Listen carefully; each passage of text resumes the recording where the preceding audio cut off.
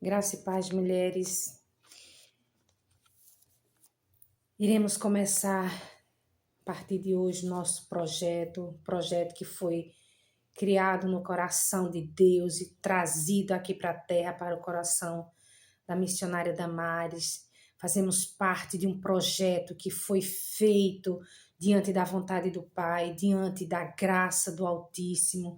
Não é algo feito de qualquer maneira, mas é algo feito na essência do Altíssimo, porque nós temos um Deus grande e um Deus que tem cuidado de nós e um Deus que tem pressa, mulheres. Deus tem pressa em nos ensinar, Deus tem pressa em que venhamos aprender algo e nos aprofundar na grandeza dele.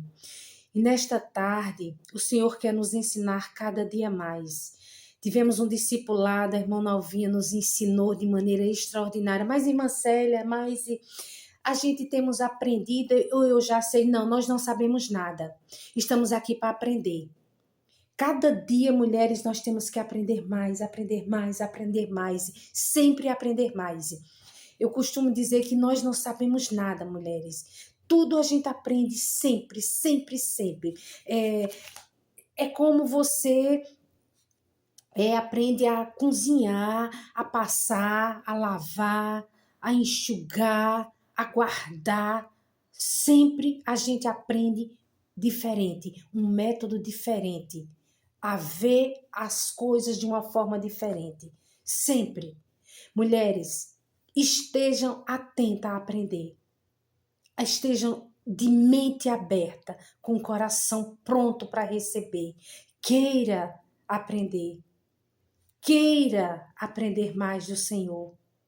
Não é porque seja eu, ou irmão Nalvinha, ou a missionária Damares, não. Queira aprender do Senhor. Queira. Quando você é tratada, se deixe ser tratada. Quando você entende que você é casa, que você é morada, que você é templo do Senhor, você se deixa ser tratada, você deixa-se ser levada pelo Espírito Santo de Deus. Deus começa a tratar sua vida, você começa a ver o mundo espiritual. O mundo espiritual é real, ele é palpável, mulheres. Ele é mais real do que o que nós vivemos hoje. O mundo espiritual, ele é tão real como este papel que eu estou segurando. Ele é tão real. Mas, irmã Célia, como eu posso dizer? Às vezes você está na sua casa e você pensa, meu Deus, eu gostaria tanto de comer. Eu vou dizer uma coisa tão simples. Eu queria hoje eu estou com vontade de comer um bolo. De repente, uma amiga tua vem e te traz um bolo para você. Eu te digo porque eu tive essas experiências. Eu tive essas experiências de ter uma vontade de comer um bolo. Eu gosto muito de um tipo de um bolo, que é bolo de ameixa. Eu gosto muito, na minha casa só quem gosta sou eu. E eu tenho uma amiga mesmo minha, que assim, Deus assim vai lá no coração dela e ela vem e diz, Célia, estás em casa? Tô. E ela vai e diz, olha, meu marido vai passar e deixar um negócio para você. Quando eu penso que não, é o que, mulheres? Ela vai, faz um bolinho para mim, manda para mim. É o que? O bolo de ameixa. Veja, isso é o que? É Deus. Por quê? Porque o mundo espiritual, ele é palpável, ele é real. Por quê? Porque é uma ligação do céu e na terra. Porque a palavra de Deus diz, olha, o que é ligado aqui na terra é ligado no céu. O que é desligado aqui na terra, o Senhor desliga no céu. É real. É real, mulheres.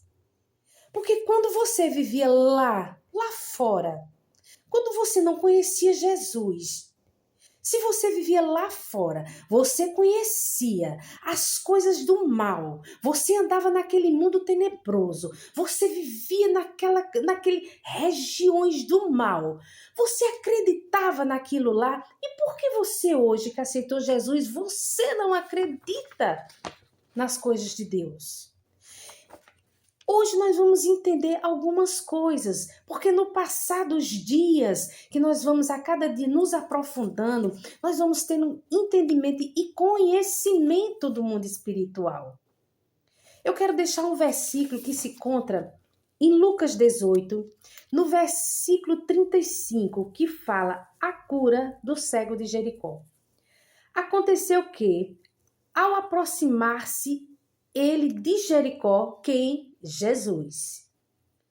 Estava um cego assentado à beira do caminho pedindo esmola. Veja, Jesus vai passando e à beira do caminho havia um cego.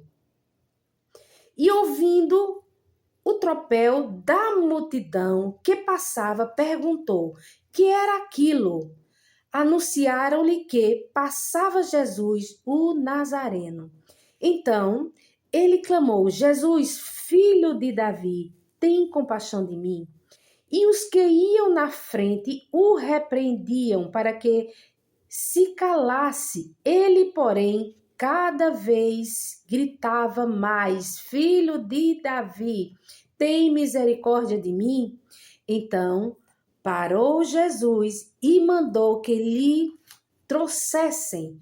E tendo ele chegado, perguntou-lhe: que queres que eu te faça? Respondeu-lhe ele: Senhor, que eu torne a ver.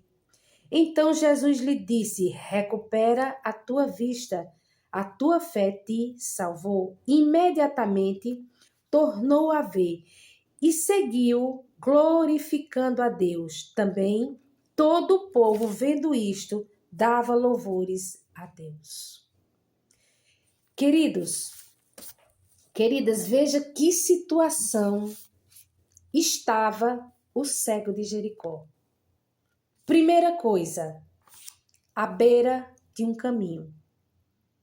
Este homem estava à beira de um caminho, cego, nenhuma escuridão. Escuridão tremenda.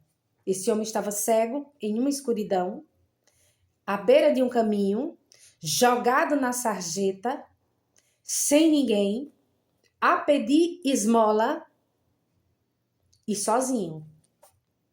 Mas ele ouviu falar quem estava passando por ali, quem? Jesus. O Nazareno estava passando ali. Ele ouviu Jesus e ele tomou o quê? A decisão de quê? De Jesus. O que nós ouvimos lá atrás, no discipulado. Aceitar Jesus. No discipulado nós ouvimos o quê? Aceitar Jesus, a nova criatura, um novo nascimento. Nós aceitamos Jesus, nós tivemos um novo nascimento, a gente se batizou, a gente aceitou Jesus, a gente se batizou. Então agora chegou o momento de quê? De limpar a casa. Chegou a hora de limpar a casa. Agora, para a gente limpar a casa, querida, nós temos que lançar fora o que está sujo dentro da casa. E para mim colocar para fora o que está sujo dentro da casa, eu preciso renunciar. Que muitas das vezes as pessoas não querem renunciar o que está dentro da casa. Ah, irmã Célia, mas não existe mais. A partir do momento que você aceita Jesus, que você se batiza, que você hoje é uma nova criatura, que você agora se tornou filho, você agora vai viver o novo de Deus. Deus diz, olha, você vem como você está, mas você não vai ficar mais como você está. Se você vê que sua vida tem algo de errado, você não pode continuar como você está. Há pessoas que têm doenças e maldições. Existem doenças e existem maldições. Existem doenças que nós sabemos que são doenças. Agora, existem doenças que não são doenças. Existem doenças que eu vou no médico, eu tomo uma medicação e eu melhoro. Por exemplo, eu sou diabética. Eu sou hipertensa. Mas existem doenças que não é diabética, que não são diabéticas. É outro tipo de doença. Por exemplo, eu vou dar um exemplo. Há pessoas que elas se trancam dentro de um quarto sem motivo nenhum. Não houve motivo nenhum. Ela não teve problema, ela não teve nenhum trauma, ela não sofreu nenhum trauma. Ela não teve um trauma nenhum de família, ela não sofreu nada, ela não sofreu um abuso, ela não sofreu nenhum desgosto, ela não sofreu nenhuma tristeza, ela não sofreu nada disso. Ela simplesmente se trancou dentro do quarto e ela ficou trancada dentro do quarto. Ela não sai mais, ela simplesmente se enfurnou-se ali dentro. Por quê? Não, vamos estudar a causa. Aconteceu. O que foi que aconteceu? Algo aconteceu. Ah, não, mas pode ser uma depressão. Só o remédio, essa pessoa vai viver à base de remédio? É uma opressão maligna? Vamos ver o que está acontecendo. Então, nós temos que ver se isso é uma opressão maligna. Porque muitas das vezes, minha querida, isso aí não é uma depressão. Às vezes isso é uma opressão maligna. E está sendo tratada como uma depressão. Porque muitas das vezes não aconteceu isso. Muitas das vezes aconteceu o quê? Um aborto. O que eu vou tirar por isso? Quando minha mãe se converteu, eu tive uma luta muito grande para minha mãe se converter. Quando minha mãe se converteu, eu levei minha mãe ao arrependimento. Um dos arrependimentos da minha mãe foi o quê? Minha mãe, ela teve um aborto. Minha mãe teve um aborto depois que minha mãe me teve. Minha mãe teve um aborto. Meu pai era muito mulherengo, muito mulherengo. E desse fato de meu pai ser muito mulherengo, houve um aborto. E aborto é derramamento de sangue. Ai, irmã Célia, por que não é? É derramamento de sangue. Era uma vida. Era uma vida e ali foi derramamento de sangue. E eu levei minha mãe lá para trás, para minha mãe pedir perdão por aquela vida que foi morta. Por aquela vida que foi morta, pelo aquele inocente. Ele era meu irmão e ele foi morto. E eu fui lá para trás, levei minha mãe lá para trás, irmã Célia, era minha mãe. E eu estava ali como uma intercessora e levei minha mãe lá para trás, fiz a minha mãe sentir as dores de parto e minha mãe voltou lá para trás e fiz minha mãe voltar lá para trás, se arrepender por minha mãe ter abortado meu irmão. E fiz minha mãe se arrepender e fiz mais. E fiz minha mãe dar uma oferta de restituição por aquele ato. Mas, irmã Célia, sim, ainda fiz a minha mãe fazer uma oferta de restituição pelo aquele ato que ela cometeu. Mas ela não sabia, irmãos. Mas ela derramou um sangue inocente. Era sangue inocente. Minha mãe, ela não sabia o que estava acontecendo naquele momento, mas era sangue inocente. E eu levei minha mãe, fiz uma oração de renúncia, fiz uma oração para que ela entendesse o que estava acontecendo, fiz ela voltar lá para trás, o que aconteceu, o porquê que aquilo aconteceu, qual foi a raiva que ela teve, o porquê que ela teve raiva, o porquê que ela teve aquele momento de fúria, de raiva para perder o meu irmão. Ele era um inocente na barriga dela. Que raiva tão grande ela teve para ela poder perder o meu irmão? Que motivo a levou? O que foi gerado no reino para que ela viesse perder o meu irmão? Sabe por quê? Porque viria uma geração depois do meu irmão, viria. E aí veio a minha irmã. E depois veio o meu irmão. E você sabe, minhas queridas, diante disso, para a glória de Deus, veja como uma oração, quando você quebra as maldições, quando você vai quebrando isso, hoje, para a glória de Deus, eu e mais os meus 2 irmãos, que hoje nós somos em 3, nós somos unidíssimos. Nós somos unidos ao extremo. Nós 3 somos muito unidos. Houve uma quebra de sangue. Houve um derramamento de sangue lá. E hoje nós somos muito unidos para a glória de Deus. Para a glória de Deus, nós somos unidos. Hoje, vocês sabem, minha mãe está enferma e nós três, a gente cuida da minha mãe. A gente cuidou do meu pai até o último dia, até o dia dele falecer, e hoje a gente cuida de minha mãe. Então, eu tenho que ver no mundo espiritual, peraí, o que está acontecendo na minha casa? Mas para isso, eu preciso limpar a casa. Eu não posso ter brechas abertas dentro da minha casa. Então, queridas, libertação é algo muito grande. Libertação não é simplesmente expulsar demônios, não é simplesmente chegar, tirar o demônio, não. Se você tira o demônio, mas se você não limpar a casa, eles vão voltar. Eles vão voltar. É a mesma coisa. Tu pega, tu limpa a tua casa, mas se simplesmente tu deixa lá a pia cheia de prato, de que adiantou tu limpar a casa todinha, mas a tua pia tá cheia de prato? Não adiantou de nada, minha querida. Não adiantou de nada. Tem que limpar. Deixar tudo em ordem. Libertação é deixar a casa limpa. Libertação não é simplesmente limpar um pouquinho, é limpar completo. Jesus, ele disse, olha, o cego de Jericó, ele gritou, Jesus, filho de Davi, tem misericórdia de mim. Ele chamou por Jesus. E Jesus disse o quê? O que é que você quer que eu faça? Ele disse, eu quero ver. E Jesus disse o quê? A tua fé te salvou. Ele só precisa que você tenha fé. A fé do tamanho de um grão de mostarda. Ai, irmã Célia, mas é tão difícil. Mas como é difícil se quando você vivia no mundo, você fazia tudo?